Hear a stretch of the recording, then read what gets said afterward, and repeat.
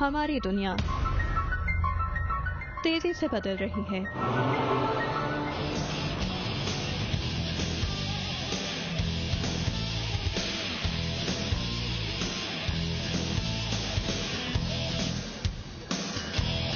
تیز رفتار زندگی، ٹیکنالوجی کی بھرمار، کوئی خواب، کوئی خواہش ایسی نہیں جسے انسان نے حقیقت بنانے کی کوشش نہ کی ہو.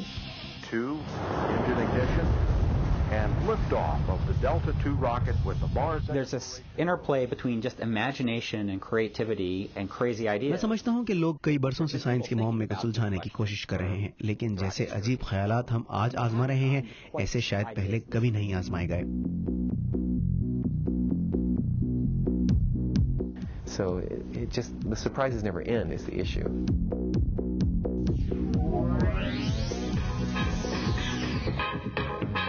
سیل فون آج ہر کسی کے ہاتھ میں.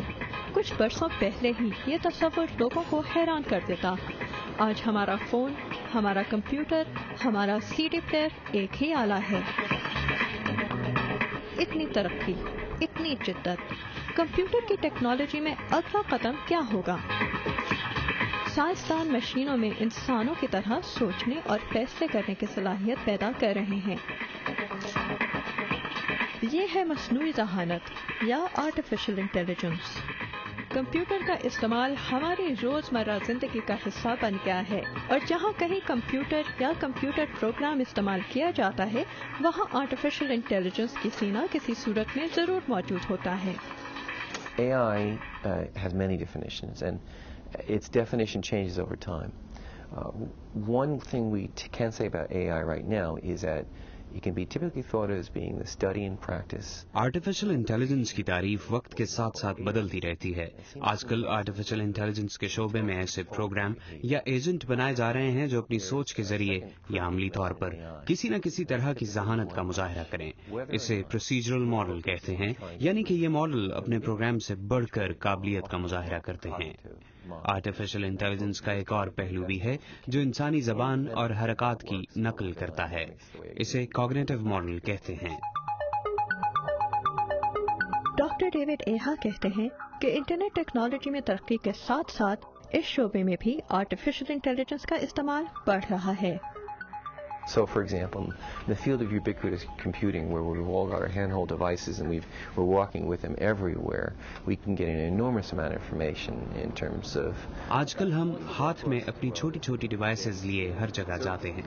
انٹرنیٹ پر موجود لاتعداد معلومات اور سروسز صرف ایک بٹن دبانے سے حاصل کی جا سکتی ہیں، اور ہمارے بارے میں بھی کچھ ایسی معلومات ویب پر موجود ہیں جو ویب سروسز ہماری مدد کرنے کے لیے استعمال کرتی ہیں. اس کے نتیجے میں ہماری پسند ناپسند کا اندازہ لگایا جا سکتا ہے. آرٹیفیشل انٹیلیجنس یہ عمل اور بھی آسان کر سکتا ہے. ہر سرچ کے ہزاروں نتائج برآمد ہو سکتے ہیں. انہیں بالترتیب کس طرح پیش کیا جاتا ہے؟ So the company that provides with search technologies کسی بھی سرچ کے بہترین نتائج کیا ہیں؟ ہم ان میں سے کون سے نتائج دیکھنا پسند کریں گے اور انہیں کس ترتیب میں پیش کرنا چاہیے؟ یہ فیصلے کرنے کے لیے سرچ انجن بنانے والوں کو آرٹیفیشل انٹیلیجنس کی ٹیکنالوجی کے کچھ پہلوؤں کو استعمال کرنا پڑتا ہے. انٹرنیٹ جو ہماری ضروریات کا اندازہ لگائے، ایک پروگرام جو ہم سے بات کر سکے، جسے ہماری پسند ناپسند کا اندازہ ہو، جو ہمارے ہر آرام کا خیال رکھے. یہ تصور کئی برسوں پہلے وجود میں آیا.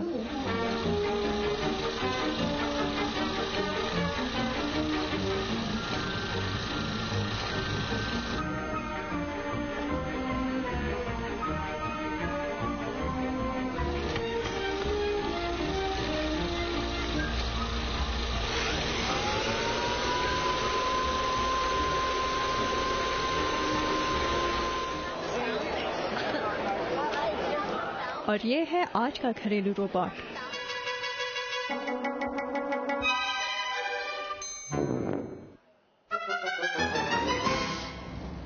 روبوٹ اور آرٹیفیشل انٹیلیجنس کے شعبوں میں ترقی جاری ہے، لیکن ٹیکنالوجی شاید ہمیں ایک ایسی جگہ لے آئی ہے جہاں ہمیں بھی یہ معلوم نہیں کہ ہمارا اگلا قدم کیا ہوگا.